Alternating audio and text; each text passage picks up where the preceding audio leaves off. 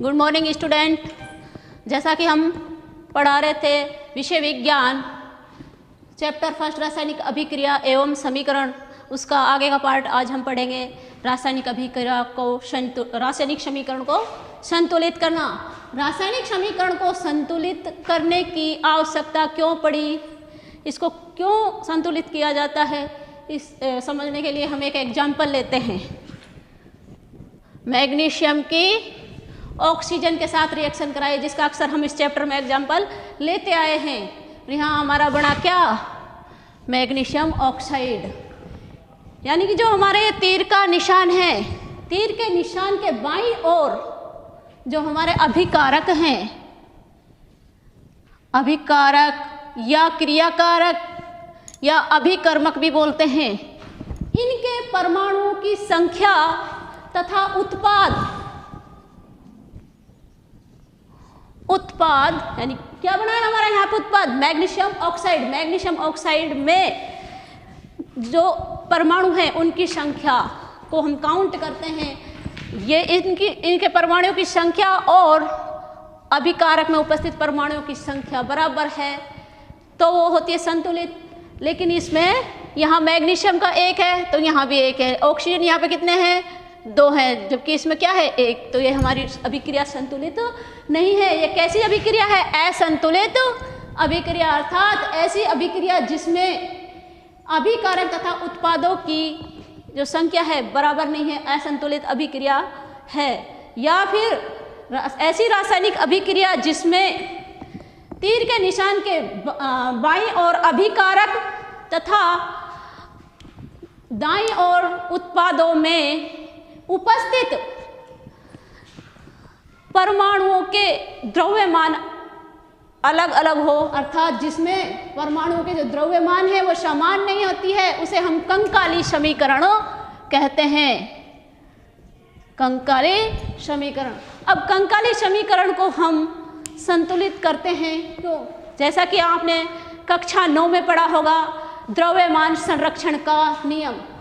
द्रव्यमान संरक्षण का नियम है जो लवोसियर ने दिया था। लवोसियर ने हमारी जो प्राणवायु है जिसे हम सांस में लेते हैं, ऑक्सीजन का नाम ऑक्सीजन दिया था और उन्होंने बताया कि जो ऑक्सीजन है हमारी जलने में सहायक होती है, जलाने में सहायक होती है, स्वयं जलती नहीं है।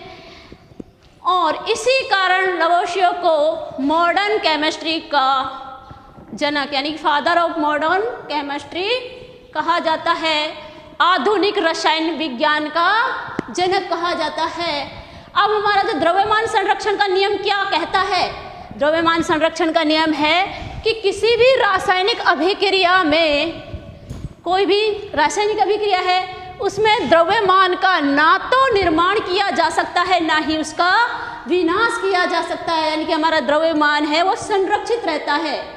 किसी भी रासायनिक अभिक्रिया में द्रव्यमान का ना तो निर्माण होता है और ना ही विनाश होता है, अर्थात रासायनिक अभिक्रिया में पहले व पश्चात प्रत्येक तत्व के परमाणु की संख्या समान बनी रहती है। जबकि हमारी ये असंतुलित अभिक्रिया है, इसमें प्रत्येक परमाणुओं के तत्वों की प्रत्येक तत्व के जो परमाणु है समान नहीं है।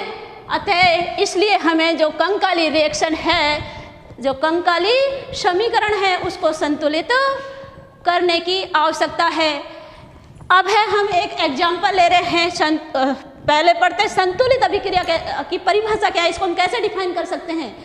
यानी कि कोई भी रासायनिक अभिक्रिया जिसके दोनों पक्षों में प्रत्येक तत्व की संख्या बराबर हो, संतुलित समीकरण कहलाती है। उदाहरण के लिए जिंक की रिएक्शन हमने कराई, सल्फ्यूरिक अम्ल बना हमारा जिंक सल्फेट हाइड्रोजन, साथ में Zn + H2SO4 बराबर ZnSO4 + H2।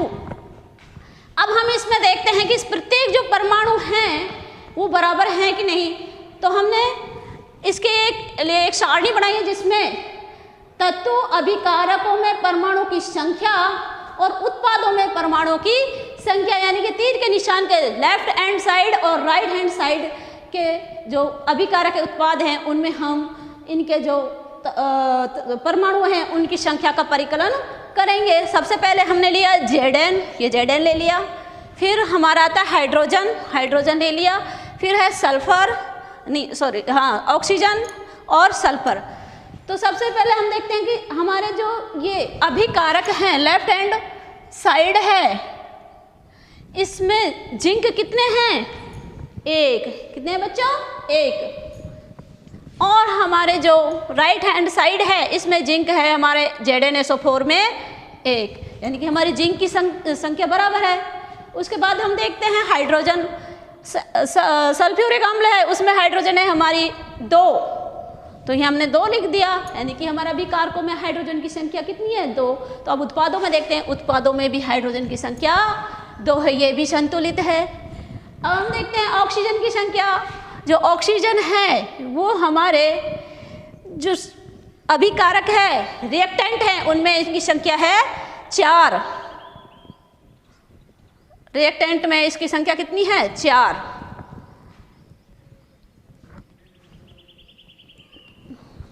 रिएक्टेंट में इनकी संख्या है 4 और उत्पादों में भी इसकी संख्या है 4।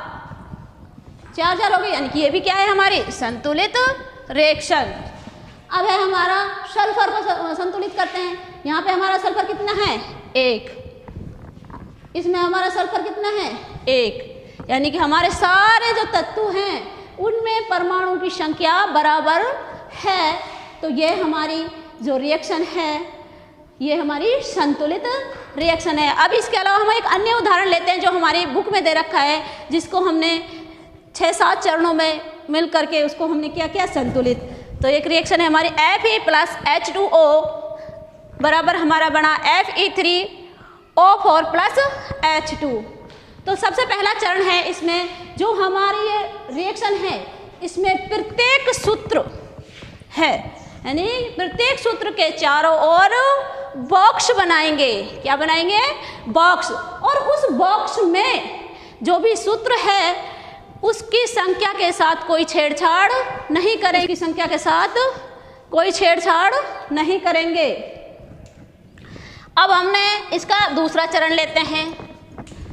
दूसरा चरण में क्या है कि जो हमारी हमने बॉक्स बना लिया, प्रत्येक के साथ Fe के साथ बॉक्स बना लिया, H2O का बॉक्स बना लिया, Fe3O4 का बना लिया और H2 का बना लिया। तो दूसरे चरण में क्या करेंगे? हमारे जो ये असंतुलित समीकरण है इसमें उपस्थित परमाणुओं की संख्या है उसकी हम सूची बनाएंगे, एक सारणी बनाएंगे। तो उस सारणी में देखते हैं कि कौन सा तत्व कितना है। तो हमने ये समीकरण को यहाँ लिख लिया। अब हमने तत्व लिए हमारे कौन कौन से हैं अभिक्रिया में? आयरन है, हाइड्रोजन है और ऑक्सीजन है। तो अभिकारकों में परमाणुओं की संख्या व उत्पादों में परमाणुओं की संख्या। तो हम सबसे पहले आयरन के देखते हैं। आयरन की संख्या अभिकारकों में 1 है, जबकि आयरन की संख्या उत्पादों में 3 है। संतुलित नहीं है, ये रिएक्शन संतुलित नहीं है। अब हम देखते हैं हाइड्रोजन की संख्या। जो हाइड्रोजन की संख्या है हमारी अभिकारकों में 2 है और उत्पादों में भी 2 है, ये संतुलित है।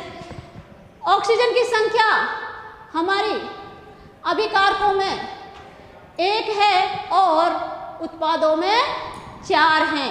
तो ये हमारी रिएक्शन में सारे परमाणु समान नहीं हैं। तो समान नहीं है तो हम इनको क्या करेंगे? संतुलित। तो इसका चरण है हमारा 3rd। लेते हैं अगला चरण। जो हमारा 3rd चरण है उसमें सबसे अधिक परमाणु वाले यौगिक का चयन करेंगे। ऐसा यौगिक जिसमें सबसे अधिक परमाणु है, इस आधार पर हमारा Fe3O4 यौगिक है। इसके अलावा भी हम उस परमाणु का चयन करेंगे जो अभिक्रिया में उस यौगिक में सबसे अधिक परमाणु हैं। इस आधार पर हमारा है ऑक्सीजन, यानी कि सबसे अधिक परमाणु वाले यौगिक का चयन करते हैं और उस यौगिक में भी किस तत्व के परमाणु अधिक है सबसे पहले उसको संतुलित करेंगे। तो चरण तृतीय के आधार पर हमारा सबसे अधिक परमाणु वाला यौगिक आया आयरन Fe3O4 और इसमें भी ऑक्सीजन।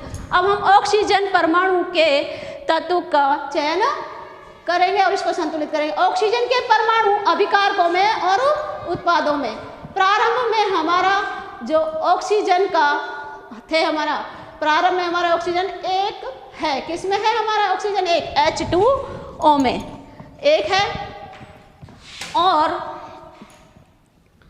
फिर देखते हैं हम संतुलित करने के लिए क्या करेंगे। उत्पादों में है हमारा ऑक्सीजन 4।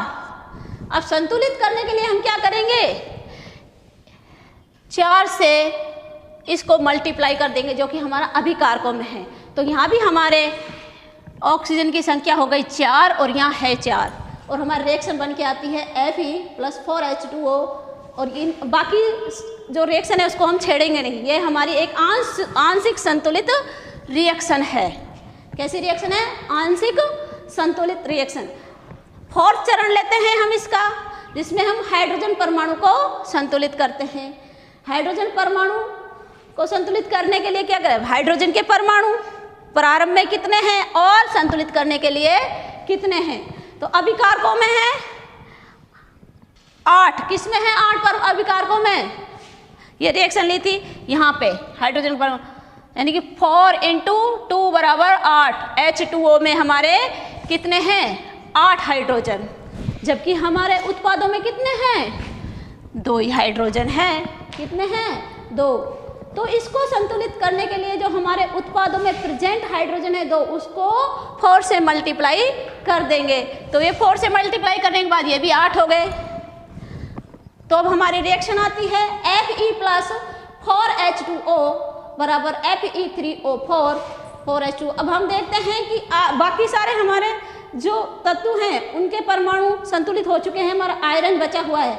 अब हम आयरन को भी संतुलित करते हैं। चरण 5 में हम क्या करते हैं? आयरन को संतुलित करेंगे। आयरन को संतुलित करने के लिए भी हम वही सारणी बनाएंगे। लोहे में आयरन के परमाणु प्रारंभ में और संतुलित करने के लिए। तो हमारा अभिकारकों में कितने आयरन थे? 1 लिख दिया। और हमारा उत्पादों में कितने आयरन हैं? 3 आयरन हैं उत्पादों में। तो इसको संतुलित करने के लिए जो हमारे अभिकारकों में 1 आयरन है उसको 3 से मल्टीप्लाई कर देंगे तो ये 3 आ जाएंगे। तो इसका अगला चरण है छठा। तो बच्चों हमारे 5 चरण हो चुके थे, अब हम करेंगे छठा चरण। छठा चरण में क्या है कि किसी भी रासायनिक अभिक्रिया को संतुलित करें तो उसकी जांच करेंगे। क्या करेंगे? जांच। जिस अभिक्रिया है हमने उसको संतुलित किया अब तक 4 पार्टों में, अब हम उसको क्या करेंगे? संतुलित समीकरण की जांच, यानी कि जो अभिक्रिया है उसके लेफ्ट हैंड साइड और राइट हैंड साइड दोनों ओर तत्वों की जो संख्या है उसका परिकलन करेंगे। जैसे हमने ये रिएक्शन यहाँ लिख ली 3Fe। अब हमारी जो रिएक्शन है उसके बॉक्स हटा करके हम इस तरह से लिख देंगे 3Fe+4H2O = Fe3O4 4H2O। अब हम देखेंगे इसमें आयरन हमारे कितने हैं? 3। तो हमारे left hand side right hand side भी आयरन हमारे कितने हैं? 3। इसके बाद हमारा जो हाइड्रोजन है यहाँ कितने हैं? 8। और हमारे यहाँ भी हाइड्रोजन कितने हैं? 8। इधर हमारे ऑक्सीजन है 4 और इधर भी ऑक्सीजन 4 हैं, यानी कि हमारी रासायनिक अभिक्रिया कैसी हो गई? संतुलित।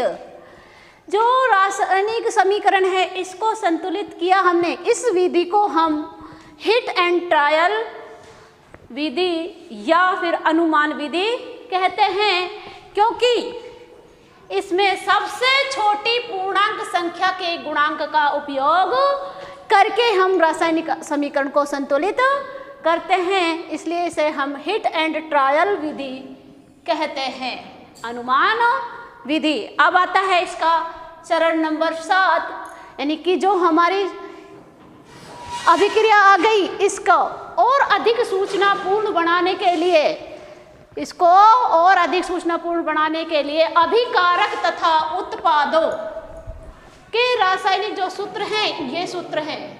इन सूत्र के साथ उनकी भौतिक अवस्थाएं, भौतिक अवस्था जानते हो, द्रव अवस्था, गैस अवस्था, ठोस अवस्था और एक्वस यानी कि जो ये अवस्था है इनको हम दर्शाएंगे। जैसे कि हमारी गैस के लिए G, लिक्विड के लिए L, सॉलिड के लिए S और एक्वस यानी कि जो हमारे एक्वस क्या है, जल में मिला हुआ कोई पदार्थ है जलीय विलयन, उसका कैसा हो जाएगा एक्वस। जैसे अम्ल को हमने पानी में मिला दिया यानी कि उसका जलीय विलयन कैसा हुआ एक्वस, उसके लिए AQ का प्रयोग करते हैं। आवश्यकता अनुसार यानी कि जिस रिएक्शन में हमें आवश्यकता है, सब में नहीं, आवश्यकता अनुसार अभिक्रिया की परिस्थितियां जैसे ताप, दाब, उत्प्रेरक आदि को तीर के निशान के ऊपर या नीचे लिखते हैं। क्या लिखते हैं? ऊपर या नीचे लिखते हैं। उदाहरण,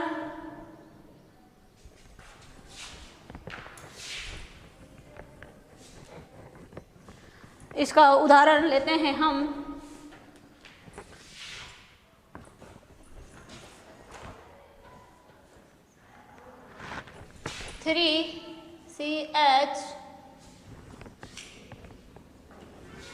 CH3OH बनेगा, ये है। तो ये हमारा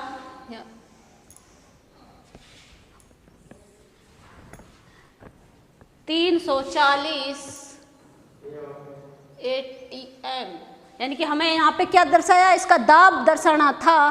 तो जो हमने कहाँ दर्शाया है, तीर के निशान के ऊपर दर्शाया है। इसी तरह से हमारी जो प्रकाश संश्लेषण की रिएक्शन होती है उसमें भी ऐसे ही दर्शाते हैं। इसको हम यहाँ मिटा देते हैं और हम प्रकाश संश्लेषण रिएक्शन लिखते हैं।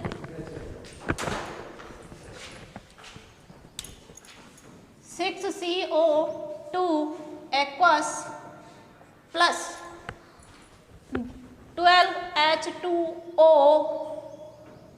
एक्वस लिक्विड और C6H12O6 प्लस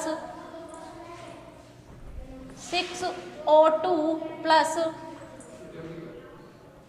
6H2O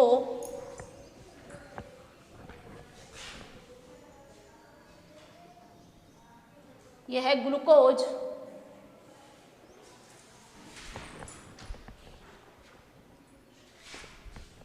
सूर्य के प्रकाश की उपस्थिति में क्लोरोफिल की सहायता से, अब इसमें हमने क्या सूर्य का प्रकाश को दर्शाया, इसको दर्शाया तीर के निशान के ऊपर ही चाहिए। सूर्य का प्रकाश क्या है, ताप। इसी तरह इसकी अवस्था दिखा रखी है, ये हमारी पूरी संतुलित रिएक्शन है।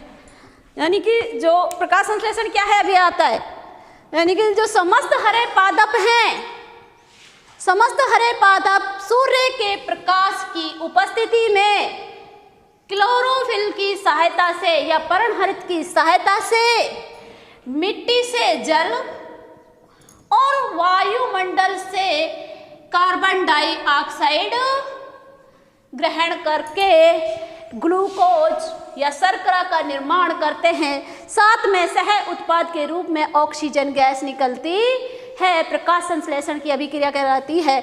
इस रिएक्शन से ही हमारी प्रकाश संश्लेषण अभिक्रिया की परिभाषा आ जाती है। अब जो हमारा ये चैप्टर है यहाँ तक हमने पढ़ाया, इसमें कुछ अभ्यास प्रश्न दे रखे हैं, उनके बारे में पढ़ेंगे। पहला प्रश्न है हमारा, वायु में जलाने से पहले जो हमारा मैग्नीशियम रिबन है उसको हमने रैगमाल से साफ क्यों किया था? क्यों किया था? एक हमारा क्रियाकलाप किया था, उसमें जो मैग्नीशियम रिबन है वो उस एनवायरनमेंट में अगर उसको खुला छोड़ देते हैं तो वायुमंडल की ऑक्सीजन से अभिक्रिया करके मैग्नीशियम ऑक्साइड बनाता है, और वो मैग्नीशियम ऑक्साइड की परत है जो मैग्नीशियम के रिबन के ऊपर जम जाती है। इस परत को हटाने के लिए हम उसको यानी कि मैग्नीशियम रिबन को साफ करते हैं ताकि इसका दहन आसानी से हो सके। इसका आंसर ये होगा। दूसरा है कि जो रिएक्शन दी हुई है उनकी संतुलित रिएक्शन लिखें, यानी कि हाइड्रोजन प्लस क्लोरीन बराबर हाइड्रोजन क्लोराइड। तो इसका आंसर होगा H2 प्लस Cl2 बराबर 2HCl। दूसरा क्वेश्चन इसका है, बेरियम क्लोराइड की रिएक्शन कराई है एल्यूमिनियम सल्फेट से, तो हमारा बना बेरियम सल्फेट और एल्यूमिनियम क्लोराइड। तो इसकी हमारी संतुलित रिएक्शन ये लिख रखी 3BaCl2Al2SO4 का होल थ्राइस 3BaSO4 + 2AlCl3। तीसरा क्वेश्चन है सोडियम की रिएक्शन हमने जल के साथ कराई, तो sodium hydroxide plus hydrogen gas बनती है। तो इसका 2Na + 2H2O + 2NaOH + H2, ये इसका आंसर है। तो प्रश्न नंबर हमारा 3 आता है इसका कि इसमें भी जो हमारी रिएक्शंस होती है उनको संतुलित रिएक्शन लिखे। तो पहली क्या है कि जलीय विलयन में बेरियम क्लोराइड की रिएक्शन कराई है किसके साथ, सोडियम सल्फेट के विलयन के साथ। तो हमारा क्या बना, सोडियम क्लोराइड का विलयन प्लस सल्फेट बेरियम सल्फेट का अवक्षेप, यानी कि इसकी जो आंसर होगा हमारा 3BaCl2 एक्वस। एक्वस क्यों लिखा है हमने, क्योंकि हमारा जल में है बेरियम क्लोराइड का विलयन, जल में लिया है इसलिए। और Na2SO4 एक्वस विलयन के लिए हम एक्वस लेते हैं, बराबर BaSO4 अवक्षेप है इसलिए इसको सॉलिड + 2NaCl विलयन है इसलिए एक्वस। दूसरा क्वेश्चन है सोडियम हाइड्रोक्साइड का विलयन प्लस हाइड्रोक्लोरिक अम्ल जल में, तो ये भी एक्वस होंगे।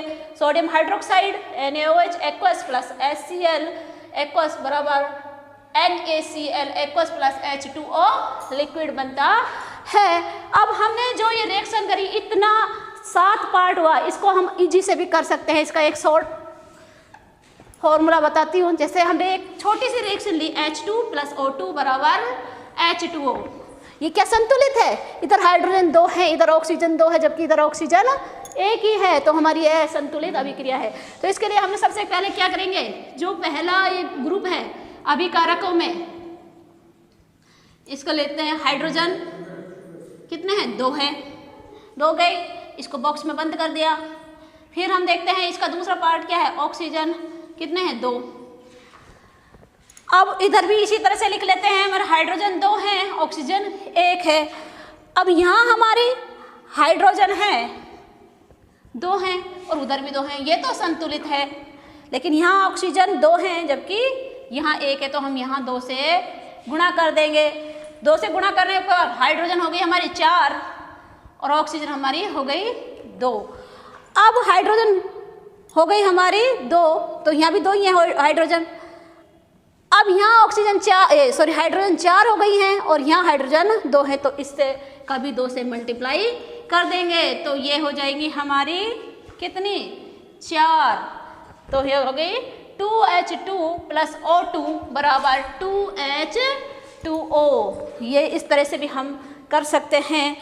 तो बच्चों ये था हमारा आज का टॉपिक, रासायनिक अभिक्रिया को संतुलित करना। आगे पढ़ाएंगे रासायनिक अभिक्रियाओं के प्रकार, कौन कौन सी रासायनिक अभिक्रिया हैं, कितने प्रकार की होती हैं। तो बच्चों आज तक हम यही पढ़ेंगे। वीडियो के अंत में आपको ये वीडियो कैसा लगा, अच्छा लगा या बुरा लगा, इसका कमेंट आप सब्सक्राइब बटन को दबाकर या बेल आइकन को दबाकर कर सकते हैं और मेरे वीडियो को लाइक ज़रूर करें। Thank you.